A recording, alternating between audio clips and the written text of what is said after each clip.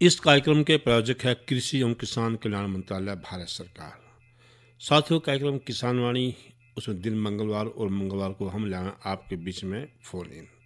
और फ़ोन इन में एक ऐसा विषय जो ज़रूरी है मौसम परिस्थिति के हिसाब से, ताकि आपकी उससे संबंधित अगर कोई भी समस्या है उसका समाधान आप सीधे ही हमारे विशेषज्ञ से कर सकें। और आज का जो हमारा विषय रहेगा वो रहेगा खरीफ फसलों की देखभाल, जिसमें बातचीत कर रहे हैं डॉक्टर JN भाटिया, जो पूर्व संयोजक है कृषि विज्ञान केंद्र कुरुक्षेत्र से। उनसे बातचीत करेंगे वीरेंद्र भाई, और रहेगा उस नंबर की बात जिससे आप जो है अपनी समस्याओं का समाधान चाहेंगे, और नंबर रहेगा 221-322। जो साथी कुरुक्षेत्र से बाहर के हैं या जो मोबाइल से फ़ोन करेंगे उनके लिए STD कोड लगाना आवश्यक है, और वो है 01744। तो 01744 221-322 इस नंबर पे आप फ़ोन करके अपनी जो भी समस्या है उसका समाधान पा सकें। तो चला स्टूडियो में करेंगे बातचीत। किसान वाणी कार्यक्रम सुनने वाले सारे बहन भाइयों ने वीरेंद्र भाई की राम राम। किसान भाइयों, जैसा आप जाने हैं आज है दिन मंगलवार, और इस दिन हमारा कार्यक्रम रहा है फ़ोन इन, यानी फ़ोन के माध्यम से आप स्टूडियो में उपस्थित हमारे विशेषज्ञ से संपर्क करके अपनी समस्याएं और सुझाव साझा कर सके हैं। और इसके लिए हमारा फ़ोन नंबर है, किसान भाई नोट कर लें, 01744221322। फ़ोन नंबर एक बार फिर नोट कर लें, 01744 221 322। और आज के हमारे फ़ोन इन कार्यक्रम का जो विषय है वो है खरीफ फसलों की देखभाल, और हमारे विशेषज्ञ हैं डॉक्टर JN भाटिया जी, पूर्व वरिष्ठ संयोजक कृषि विज्ञान केंद्र कुरुक्षेत्र से। डॉक्टर साहब, आपका हमारे स्टूडियो में स्वागत है। वीरेंद्र भाई, आपका भी और सभी किसान भाइयों का भी जो है हम स्वागत करते हैं। और डॉक्टर साहब, जैसा आप जाने हैं कि आजकल खरीफ की फसलें हैं अपनी बढ़वार की अवस्था में चल रही हैं, बरसात का मौसम भी चल रहा है साथ साथ, और इसमें फसलें भी अपनी बढ़वार कर रही हैं। तो मुख्य तौर पे पहली बात तो यह है कि कौन कौन सी खरीफ की फसलें हैं जो मुख्य तौर पे किसान भाई हमारे क्षेत्र में जिनकी काश्त कर रहे हैं और जिनकी देखभाल की ज़रूरत जो है बहुत ज़्यादा पड़े है इन दिनों में। वैसे यदि हम खरीफ फसलों की बात करें वीरेंद्र भाई, तो खरीफ के मौसम में जो है धान एक मुख्य फसल है, क्योंकि यदि हम बात करें हमारा पूरा जो क्षेत्रफल है वो करीब 36 लाख हेक्टेयर के करीब है हरियाणा में। धान नहीं, टोटल कुल कृषि क्षेत्र, जिसमें से 16 लाख जो हेक्टेयर है अकेले धान के अंडर आता है जी। तो एक महीने में धान जो है एक मुख्य फसल है। इसके साथ साथ जो है बाजरा की भी खेती हो रही है, खरीफ में मक्का की भी खेती हो रही है, कुछ दालें भी जो साथ साथ में लगाई जा रही हैं, और गन्ना की फसल भी एक तरह से जो है। तो ये फसलें हैं, लेकिन मेन जो है फसल जो है। डॉक्टर साहब, चर्चा हमारी जारी रहेगी। एक फ़ोन कॉल है। हेलो, राम जी। शायद डॉक्टर साहब संपर्क नहीं हो पा रहा है। तो हम बात कर रहे थे खरीफ फसलों की, जैसा आप कह रहे हैं कि धान जो है एक मुख्य फसल है। बिल्कुल। और लगभग धान जो है अब अपने जो निसरने के समय पे आ रही है, निसर भी ली, लगभग तैयार है पकने के लिए। बिल्कुल। तो ऐसी अवस्था में बड़ी नाजुक सी अवस्था हो जाए, बिल्कुल, तो इन दिनों किन बातों का ध्यान रखें? तो सबसे पहले तो यदि हम धान की बात करें, क्योंकि आजकल जो मौसम है गैर मौसम की बरसात चल रही है।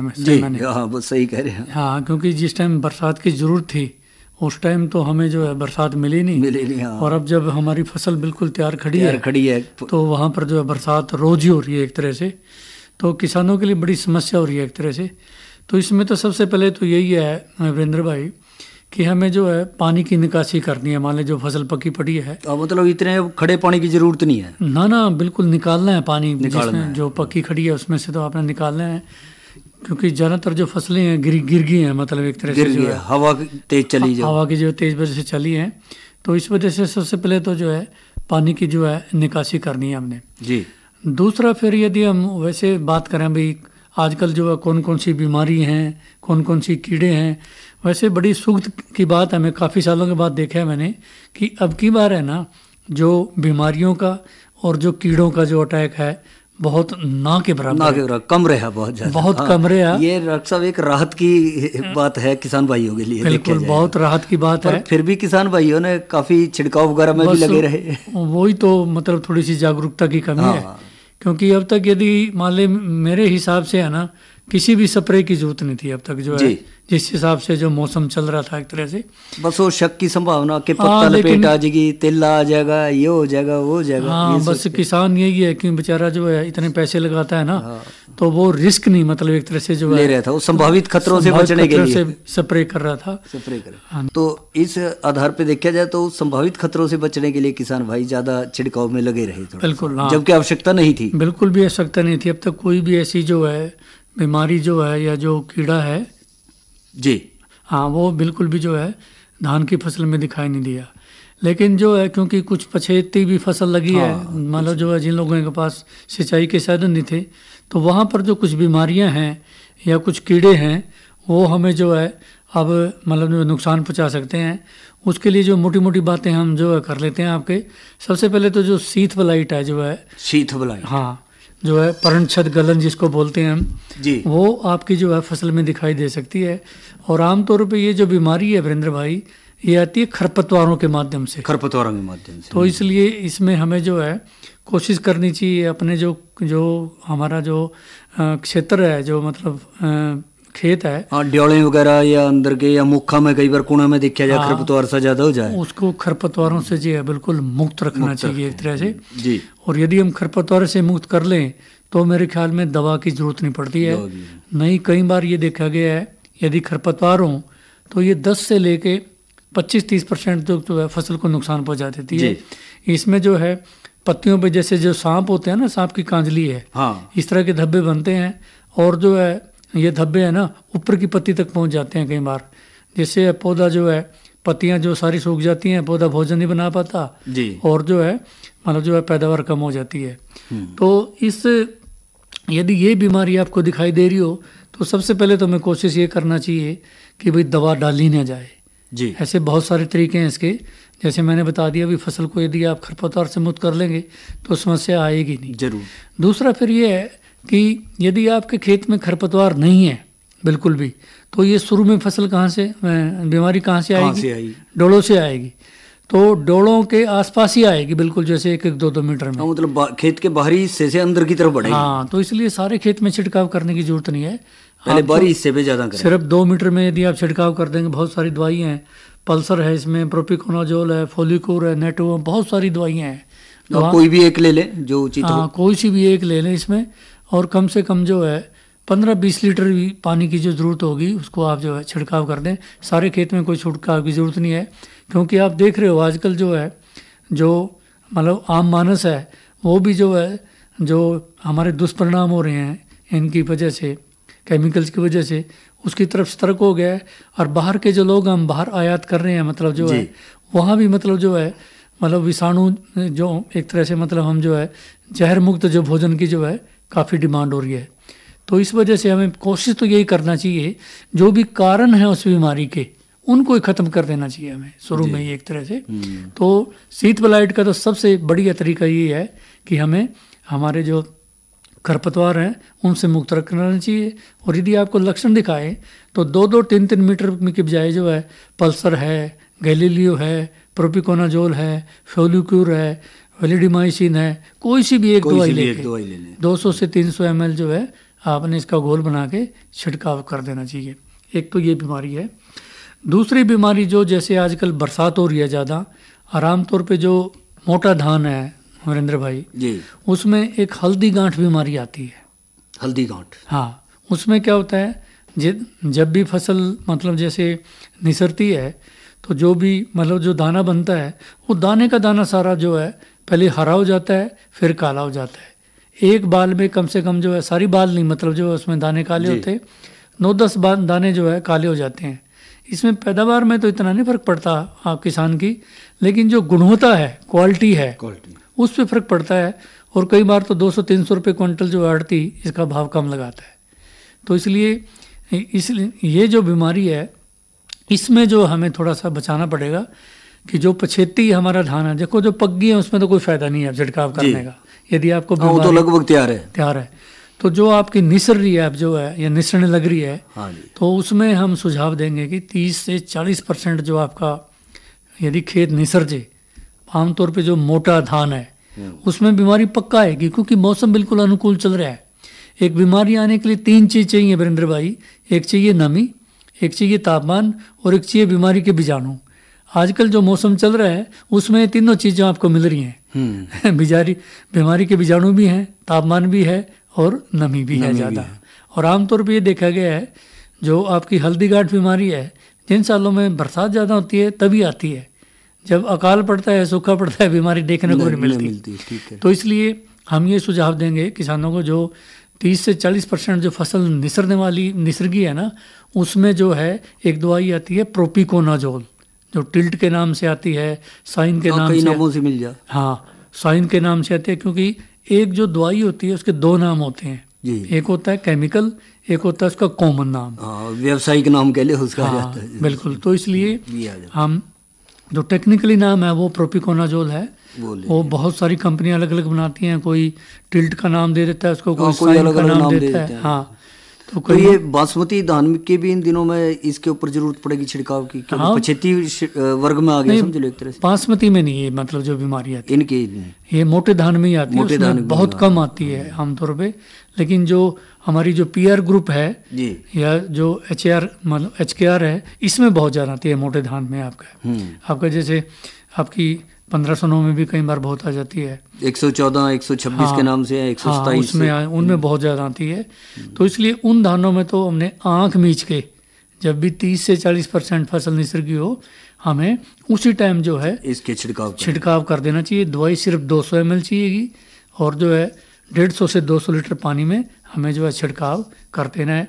अब बात ये आती है वीरेंद्र भाई कि छिड़काव सिर्फ हमने तभी करना है जब बालें निसर रही हो। यदि मान ले अब बालें बन गई हो तो छिड़काव करने का कोई फायदा नहीं। इससे आपके पैसे भी लगेंगे, वातावरण भी प्रदूषित होगा, क्योंकि जो ये बल्कि जहाँ से गुजरेंगे जो पौधा गिर गया उसने खड़े तो होना नहीं। हाँ, नहीं, वो बालें भी टूट के नीचे गिरेंगी। नहीं, उसका कारण ये है कि बीमारी का जो प्रकोप होता है ना, वो होता है जिस टाइम धान निसरता है। अब जैसे जो धान निसर गया उसमें तो कुछ भी नहीं, अटैक हो चुका है उसमें, तो बीमारी ने बीजाणु अपना सारा घर बना लिया है। अब छिड़काव करते रहो, कोई फर्क ही नहीं पड़ेगा निसरने की अवस्था में। हाँ, तो इसलिए जब भी तो किसान भाइयों को जरूरत है, जिन किसान भाइयों की फसल अब निसरण लग रही है या निसरने की अवस्था में पहुंच चुकी है, वो छिड़काव जरूर करें। आमतौर पे जो मोटा धान है उसमें ये बीमारी जो है काफी नुकसान जो है पहुंचा सकती है। दूसरी बीमारी एक ब्राउन स्पॉट आती है जिसमें भूरे धब्बे बनते हैं। ये सारी किस्मों में आ जाती है एक तरह से। आमतौर पे तो ये उन खेतों में आती है जिन खेतों की देखभाल नहीं होती, जिसमें आप खाद नहीं डालते, जिसको आप संभालते नहीं, जिसमें आप पानी नहीं देते, उसमें आती है आमतौर पे। लेकिन कई बार ये भी जो है काफ़ी नुकसान पहुँचाती है। इसमें क्या छोटे छोटे धब्बे बनते हैं जो है एक तरह से जो है भूरे रंग के, और जो धब्बे बनते हैं उनके चारों तरफ एक पीला घेरा बनता है। अच्छा, मतलब ये पहचान है इसकी। हाँ, पूरा घेरा बनता है और पत्तियों पे पूरी तरह से जो है छा जाते हैं। कई बार तो जो है बाल में दाने नहीं बनने देते, इतने धब्बे बन जाते हैं। मतलब वो कहते ना बाद में जब कटाई कराई तो फड़ा ही फड़ा निकले। फड़ा बिल्कुल।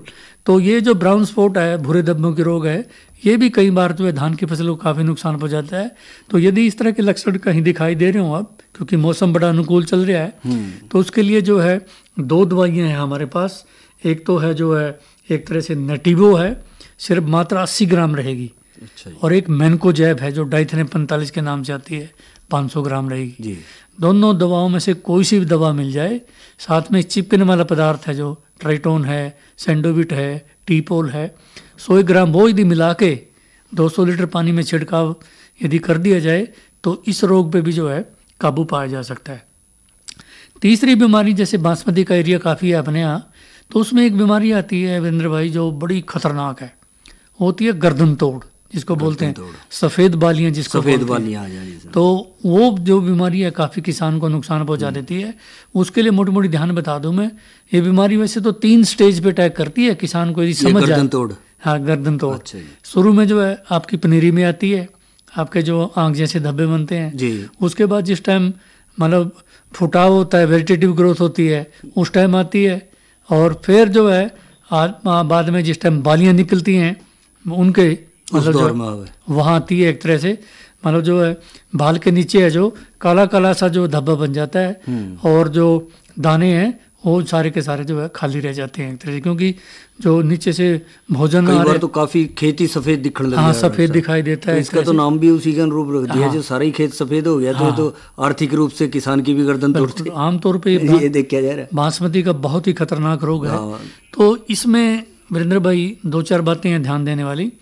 सबसे पहली बात तो ये है कि जब भी आपकी फसल निसरे जी बासमती की, तो उसके अंदर जो है 3 से लेके 5 सेंटीमीटर पानी खड़ा होना चाहिए। अच्छा, उस समय पानी हो खेत में। हाँ, ये बहुत जरूरी है। इस बात का ध्यान खास रखना, ये बहुत जरूरी है, क्योंकि जिस फसल में सूखा होगा वहां पर जो आप देखोगे कि उसमें जो बीमारी है ज्यादा आएगी, गर्दन तोड़। और जिसमें पानी खड़ा है, जिस टाइम निसरने लग रही है, उस टाइम उसमें बीमारी बहुत कम आएगी। पहली बात ये। दूसरा है, लोग जो है बासमती की फसल ले रहे हैं, बाहर हम 60,000 करोड़ रुपए का इसका जो है निर्यात भी कर रहे हैं, काफ़ी पैसा मिल रहा है। लेकिन आजकल जो दूसरे देश ये कह रहे हैं अभी दवा का प्रोग्राम बहुत कम करो आप, तो इसलिए समय की मांग भी है। तो इसलिए इसमें जो बासमती धान में है, हमें लगातार छिड़काव नहीं करने हैं नरेंद्र भाई। अच्छा जी। हमें गर्दन तोड़ बीमारी आ रही है, तो इसका जो सबसे जो खतरनाक जो अवस्था है वो बालों पे है।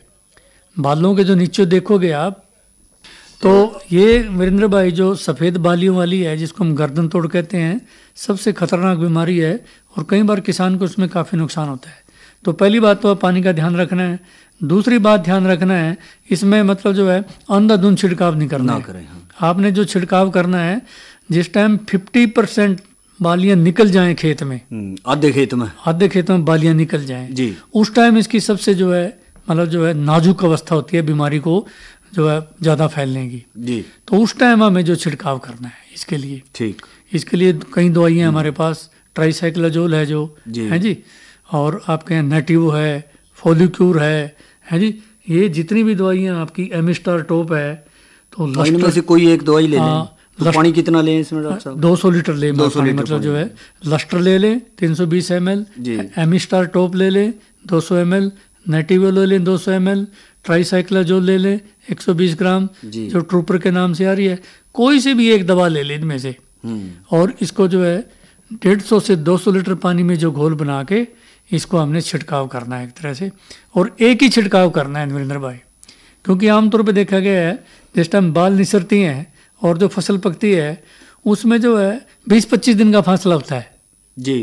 तो यदि हम उसका छिड़काव कर देंगे, भाई जिन किसानों ने बासमती धान लगा रखा है उनके लिए विशेष तौर से जो हम आगाह करते हैं, उसमें जो भी है वो कर सकें, मतलब हाँ, उसमें से जो 4 दवाइयाँ बताई हैं, लस्टर ले लो, नेटिवो ले लो, आप जो है मतलब जो ट्राइसाइक्लोजोल ले लो, एमिस्टार टॉप ले लो, चारों में से कोई भी दवाई लेके हमें जो है छिड़काव जो है अच्छी तरह से जो करते हैं ना एक तरह से जो है।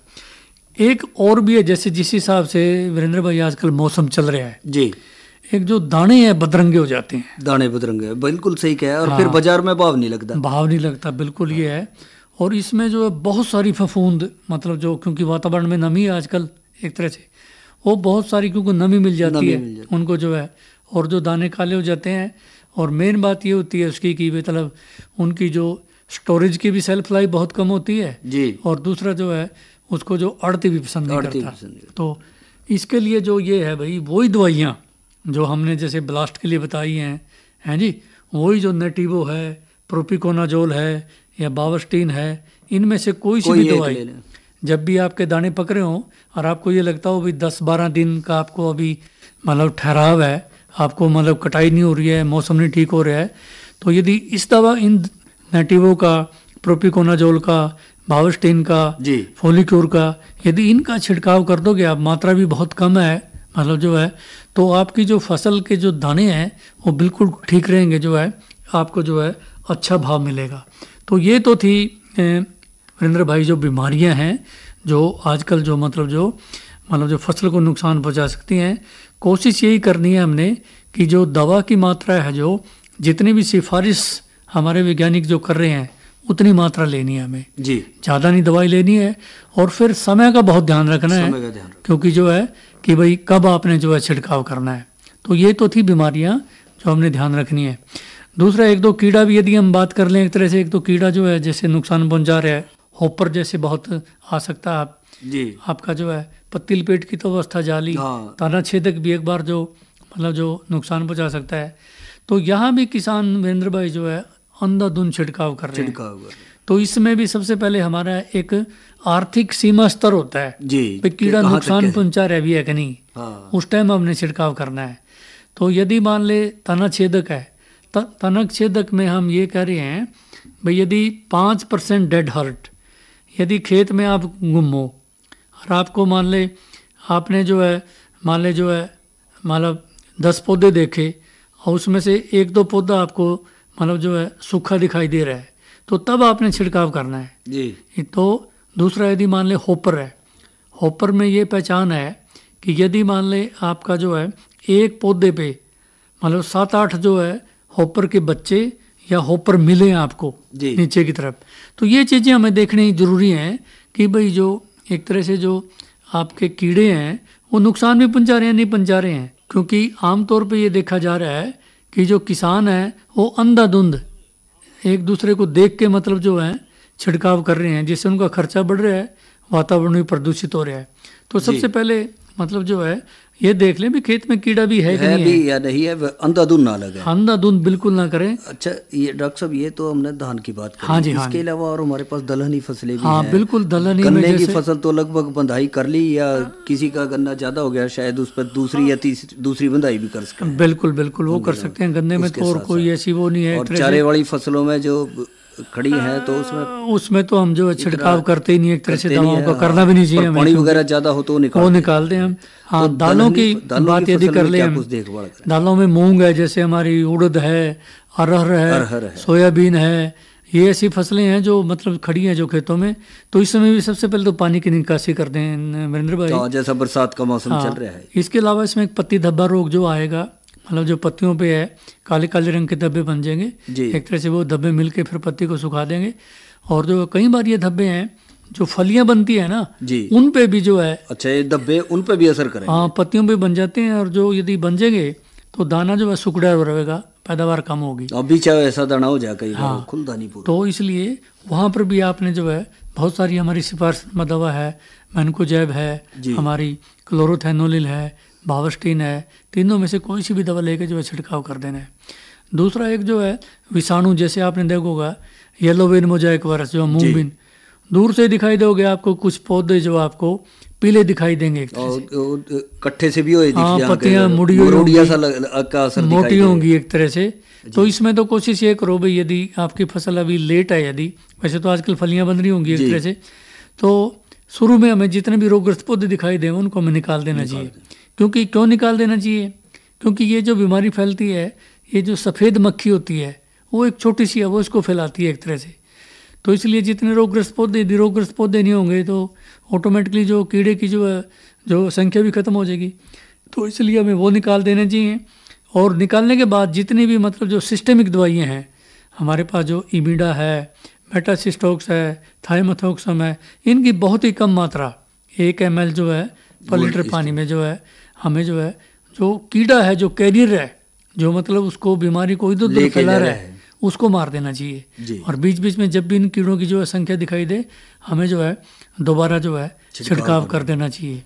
तो ये मोटी मोटी आजकल की जो फसलें हैं हमारी खरीफ में, जो है एक तरह से दालें हैं, एक तरह से बाजरा भी है, एक तरह से कपास हमारे, हाँ मक्का है एक तरह से, और दूसरा फिर कपास हमारे यहाँ जो है उगाई नहीं जाती, वो तो जो है हाँ थोड़ा वो शुष्क इलाकों में। ये तो तिल भी कई इलाकों में हाँ तिल भी उगाए जाते हैं एक तरह से, उसमें भी मरोड़ी आ जाता है। हाँ वो भी अभी इन दिनों निसर रहा है या फलियां बन रही हैं, तो उसमें भी एक लीप होपर आता है कई बार तिल में जो है, जिसकी वजह से मरोड़ी जो है फैलोडी बन जाती है। अच्छा, मतलब वहाँ जो फलियां बनने के बजाय ना वो जो है पत्ती नुमा सा बन जाता है, सारे का सारा लंबा सा जंगली सा हो जाएगा, हाँ जम्बू सा बन जाता है।